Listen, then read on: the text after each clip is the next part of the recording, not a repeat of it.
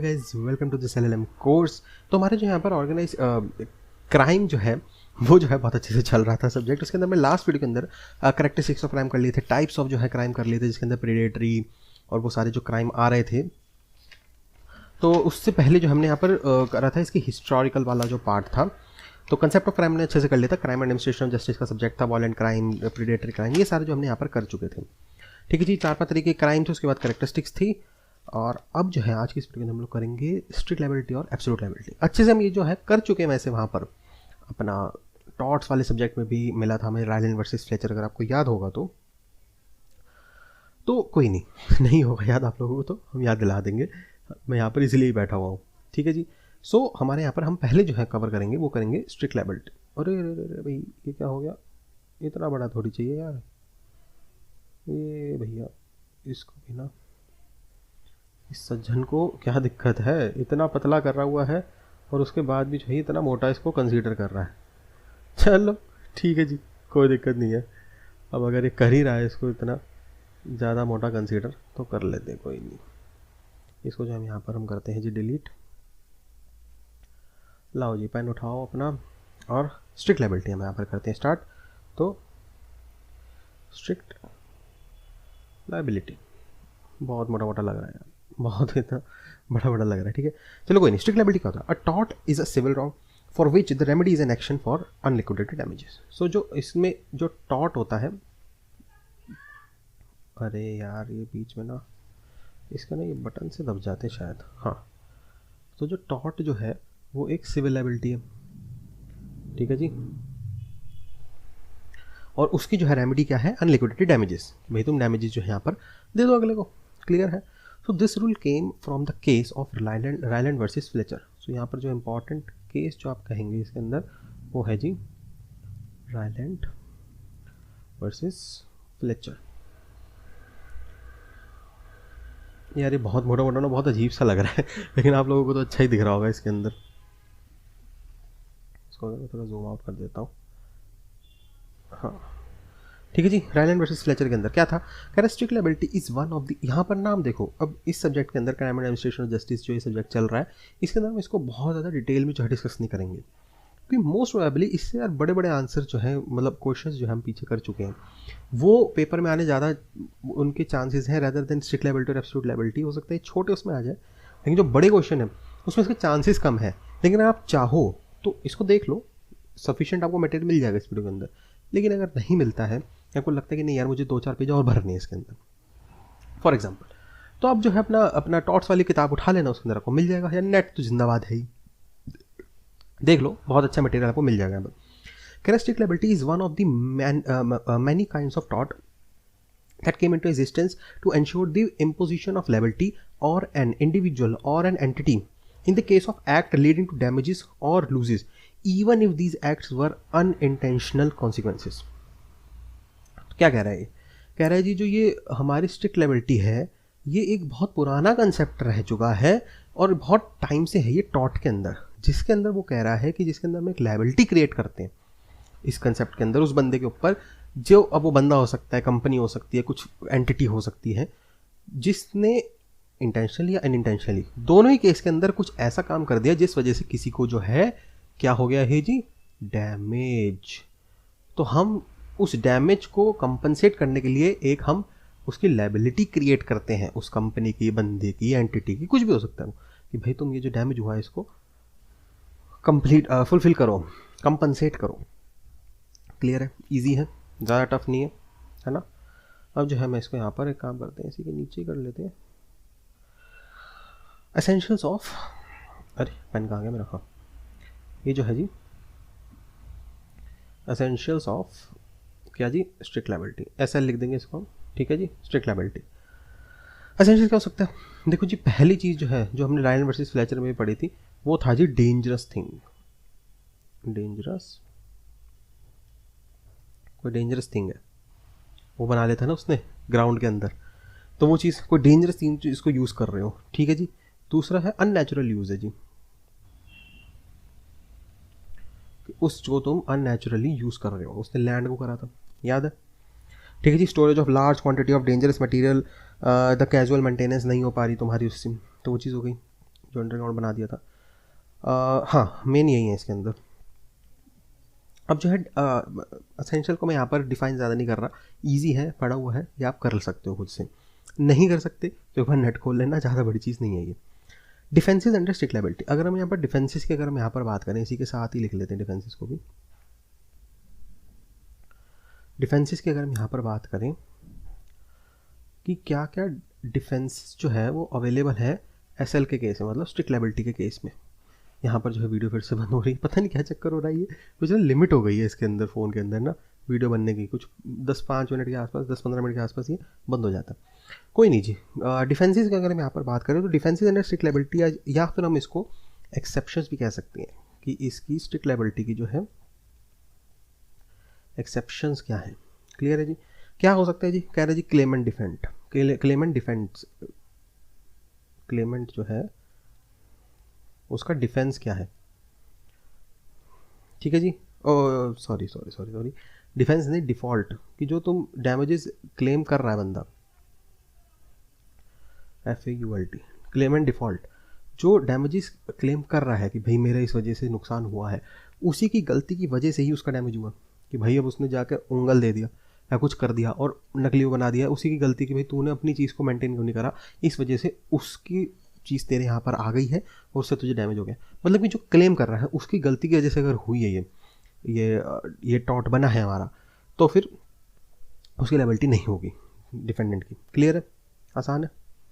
Second point क्या हो सकता है जी इसका, voluntary not fit injury. So voluntary non fit injuria सारा पढ़ा हुआ है जी हमने ये, ठीक है। एक बार जो है अपने पुराने नोट्स आप खोल के देखना, उसमें आपको सारा मिल जाएगा बहुत डिटेल के अंदर। लेकिन यहाँ पर हम इतना इसलिए डिस्कस नहीं कर रहे क्योंकि मुझे पता नहीं क्यों ऐसा लग नहीं रहा कि ये मेजर क्वेश्चन बनेगा। हाँ, 5-7 नंबर का कुछ छोटा मोटा क्वेश्चन जो है यहाँ पर ज़रूर बन सकता है ये, लेकिन वही है, उसमें तो इतना आंसर भी छोटे करना पड़ेगा आपको लिखने के लिए। एक्ट ऑफ गॉड, कि जी मैंने तो पूरा रखा ध्यान, लेकिन भगवान की मर्ज़ी थी, तो एक्ट ऑफ गॉड के अंदर मार दिया, अर्थक्वेक आ गया, सुनामी आ गई, उस वजह से हुआ है जी, एक्ट ऑफ गॉड है। और फोर्थ पॉइंट क्या हो गया, act of third party. Third party तो जी किसी और की वजह से जो है ये तुम्हारा नुकसान हुआ है, तो इसमें मेरी जो है कोई लायबिलिटी नहीं बनती। ईजी है स्ट्रिक्ट लायबिलिटी। अच्छा, एक चीज़ है इसके अंदर और लिख लेना, ये इंपॉर्टेंट है, क्योंकि ना कभी कभार पेपर में 5 नंबर में ये पूछ लेता है कि विस मेजर बताओ क्या होता है। विस मेजर, ए है ये ओ लग रहा होगा आपको, ये ए है। विस मेजर, ये इसको कहते हैं, एक्ट ऑफ गॉड को ही कहते हैं। ठीक है जी। तो कभी कभार हो सकता है 5 नंबर पूछ ले कि डिफाइन विस मेजर इन स्ट्रिक्ट लायबिलिटी, तो हम लोग कन्फ्यूज़ हो जाओगे यार प्रतीक ने तो पढ़ाया ही नहीं। तो ये हो गया। अब हम यहाँ पर एब्सोल्यूट लायबिलिटी की बात करते हैं, ठीक है। अब इसको जो है नीचे करते हैं और यहाँ पर एक नया स्टार्ट कर देते हैं, एब्सोल्यूट लायबिलिटी। एब्सोल्यूट लायबिलिटी, इतना मोटा मोटा लिखने में ना मेरे भी अजीब सा लग रहा है। एब्सोल्यूट लायबिलिटी क्या होता है इसके अंदर, अगर हम देखें तो absolute liability means strict liability without exception. कितना आसान जो है मैंने आपको यहाँ पर इसकी डेफिनेशन बता दी है, ये आपको शायद किसी किताब में नहीं मिलेगी। कह रहा है absolute liability is strict liability without exceptions. तो जो ऊपर हमने एक्सेप्शंस पढ़ी थी इसकी, क्या एक्सेप्शंस अभी ऊपर हमने जो यहाँ पर लिखी हैं, ये act of third party, God, unnatural, ये जो बेसिकली डिफेंसेस थे हमारे, क्लेम एंड डिफॉल्ट, जो उसकी voluntary not fit injury, act of God, act of third party, जो भी ऊपर पढ़े हैं, अगर वो ना हो सेटिस्फाइड तो तुम्हारी एब्सोल्यूट लायबिलिटी बन जाती है। नाम समझ आ रहा है, एब्सोल्युटली तुम्हारी ही लायबिलिटी है भैया वो, ठीक है। अब केस इसमें था जो हमारा भोपाल वाला, तो जो केस था इसके अंदर वो भोपाल गैस लीक था, भोपाल गैस लीक केस, ठीक है जी। तो ये वाला केस था, इसको पढ़ लेना एक बार। So under this rule defences like act of God etcetera are not available, वही चीज़ हो गई strict liability without exceptions. Essentials क्या है जिस रूल के, अभी देखते हैं, सीधा आते हैं एसेंशियल्स पर। देखो ये दोनों जो है बन के एक ही साथ आएंगे, अगर आएंगे तो आप खुद ही देख रहे होगे कि इतने नोट्स मोर देन सफिशिएंट। अगर आप 7-7 नोट्स बना रहे हो तो आपके 2-3 पेज तो भर ही गए होंगे, अनलेस एंड अनटिल आप बहुत ही छोटा लिखते हो। क्लियर है। एसेंशियल्स क्या है इसके, किसके, एब्सोल्यूट लायबिलिटी के। AL लिख लेंगे इसको, एब्सोल्यूट लायबिलिटी। कह रहा है जी हजार्डियस सब्सटेंस जो है इसके अंदर होता है, हजार्डियस सब्सटेंस है, हजार्डियस सब्सटेंस हो गया, ठीक है जी। जैसे कि the substance should be hazardous और dangerous and it must escape, बहुत खतरनाक चीज़ है और वो एस्केप हो गई है। दूसरा, एस्केप होना चाहिए, ठीक है, ये इसके एसेंशियल्स बता रहे हैं, ये होगा तभी हम जो है फिर एक्सेप्शंस पे जाएंगे। अगर एक्सेप्शंस भी नहीं बैठेंगी तुम्हारी तो फिर जो है कि ये एब्सोल्यूट लायबिलिटी बनेगा। हाँ, third point, non natural use of land, वही जो ऊपर थे, non natural use of land, मतलब ये इंटर रिलेटेड ना दोनों, स्ट्रिक्ट लायबिलिटी और एब्सोल्यूट लायबिलिटी। एसेंशियल्स तो दोनों के लगभग सेम ही रहेंगे, तो पहले हम उसको स्ट्रिक्ट लायबिलिटी में गिनेंगे, लेकिन फिर देखो तेरे को एक्सेप्शंस है क्या, अगर एक्सेप्शंस है तो तू माफ़ हो गया, एक्सेप्शंस नहीं है जो स्ट्रिक्ट लायबिलिटी, भाई गॉड की एक्ट ऑफ गॉड और वो सारी चीज़ें जो थी, अगर वो कहेगा कि भाई नहीं वो चीज़ें नहीं है मेरे पास, कोई एक्सेप्शंस नहीं है, एक्ट ऑफ गॉड भी नहीं है, वॉलंटियर ऑफ इंडिचोरिया भी नहीं है, क्लेम एंड डिफेंड, तो जाके तेरा भाई एब्सोल्यूट लायबिलिटी क्रिएट होगा। और मिसचीफ, फोर्थ पॉइंट इसका यहाँ लिख देते हैं, मिसचीफ, जब escaped and cause the damage. So अब एब्सोल्यूट लायबिलिटी और स्ट्रिक्ट लायबिलिटी को अगर हम आमने सामने देखें तो इसमें कह रहा है in absolute liability the destruction is mass destruction, while in strict liability the destruction is limited to an extent. Bhopal gas leak है, कितने ज़्यादा बड़े पैमाने पर जो है नुकसान हुआ लोगों को, तो वो चीज़ हो गई।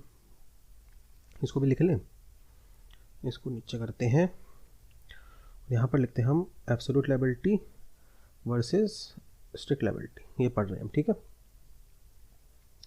तो क्या हो गया जी, इसके अंदर कह रहे हैं जी एब्सोल्यूट लायबिलिटी के अंदर जो है वो डैमेज जो है वो बहुत होता है, एब्सोल्यूट लायबिलिटी के अंदर डैमेज जो है वो कंपैरेटिवली लार्ज होता है, बहुत ज़्यादा होता है, लेकिन स्ट्रिक्ट लायबिलिटी के अंदर लिमिटेड डैमेज रहता है, लिमिटेड डैमेज जो है यहाँ पर रहता है, डिस्ट्रक्शन जो है वो लिमिटेड।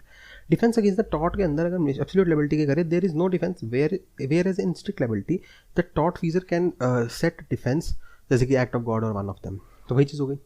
तो अगर तो डैमेज लिमिटेड है तो जो स्ट्रिक्ट लायबिलिटी की अगर हम बात करें तो उसके अंदर जो एल है उसके अंदर तो हमारे को डिफेंसेस है नहीं, हमने ऊपर भी पढ़ा था absolute liability is strict liability without exception, तो कोई एक्सेप्शन या कोई डिफेंस है नहीं, लेकिन स्ट्रिक्ट लायबिलिटी के अंदर जो है वो डिफेंसेस अवेलेबल है, डिफेंसेस अवेलेबल है।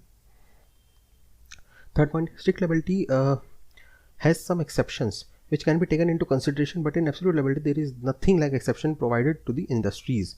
तो वही चीज़ हो गई, अगर हम एब्सोल्यूट लायबिलिटी की बात करें तो वही डिफेंसेस या एक्सेप्शंस जो हम जिसको कह लो वो अवेलेबल बिल्कुल भी नहीं है, खासकर इंडस्ट्रीज़ को तो। लेकिन जो स्ट्रिक्ट लायबिलिटी है उसके अंदर आप एक्सेप्शंस कह लो या फिर डिफेंसेस कह लो वो अवेलेबल है, ठीक है। So the rule of absolute liability should be applied to those injured in the premises and person outside, which is not in the case of strict liability। तो जो absolute liability है वो या तो उसके premises में या उसके territory के अंदर डैमेज पड़ा है, अगर उसके कोई जैसे भोपाल गैस लीक था तो उसके premises उसके territory के अंदर जो है नुकसान हुआ था, उस वजह से उसकी absolute liability जो है क्रिएट हो गई थी, मतलब मास डिस्ट्रक्शन पे थी। तो absolute liability के अंदर हम क्या लिख सकते हैं कि इंजरी जो है वो प्रेमिसेस एंड पर्सन आउटसाइड दोनों पे इंक्लूड होगी।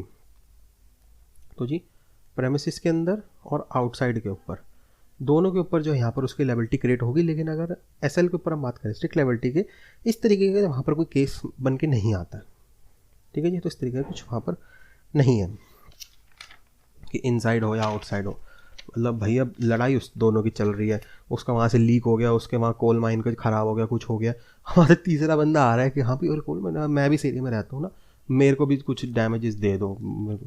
अरे भाई तेरा क्या काम है इसमें, तू तो बाहर का आदमी है, ठीक है। लेकिन भोपाल गैस लीक में भाई गैस इधर उधर पूरे लीक हुई है, नुकसान हुआ, लोगों को बीमार हुए, तो वो चीज़। क्राइम एंड सोसाइटी तो जी अलग हो गया हमारा टॉपिक, ठीक है जी। तो यही था इस वीडियो के अंदर, ईजी था जी, क्या क्या पढ़ा हमने इसके अंदर, बहुत आसान था। स्ट्रिक्ट लायबिलिटी के वही रायलैंड वर्सेस फ्लेचर हमने जो यहाँ पर क्रिएट कर लिया, एसेंशियल्स के अंदर डेंजरस थिंग, अननेचुरल यूज़ किए, तो आ गए डिफेंसेस या फिर हम एक्सेप्शंस जिसको कह रहे हैं, वो यही हो गया। Claim and default, volunteer of injury, act of God और थर्ड पार्टी का कोई वो हुआ उसकी वजह से। और ये ध्यान रखना विस मेजर जो है ये एक्ट ऑफ गॉड का ही दूसरा नाम हो गया, ठीक है। एब्सोल्यूट लायबिलिटी के अंदर जो हो गया strict liability without exceptions, easy है। भोपाल गैस लीक केस था। एसेंशियल्स क्या है इसके, hazardous substance, escape, non natural use और मिसचीफ हो गया। उसके बाद जो है absolute liability versus strict liability, इसको इस तरीके से आप लिख सकते हैं, ईजी है ये। ठीक है, तो आपने देखा मोर देन सफिशिएंट इसके अंदर मटेरियल हमारा हो गया है, नोट्स अच्छे खासे जो है बन चुके हैं इसके। तो यही था। अब नेक्स्ट टॉपिक हमारा क्या आ रहा है, क्राइम एंड द सोसाइटी। हाँ ठीक है, ये भी इजी टॉपिक है, ज़्यादा मुश्किल नहीं है इसके अंदर का ये। इसको जो है किसी और दिन बनाएंगे, मैं भी थक चुका हूँ, 2 टॉपिक जो है लगातार हमने यहाँ पर कवर कर लिया। चलो यही था इस वीडियो के अंदर। Thanks for watching to this video. Prateek Sharma signing out, bye bye and take care.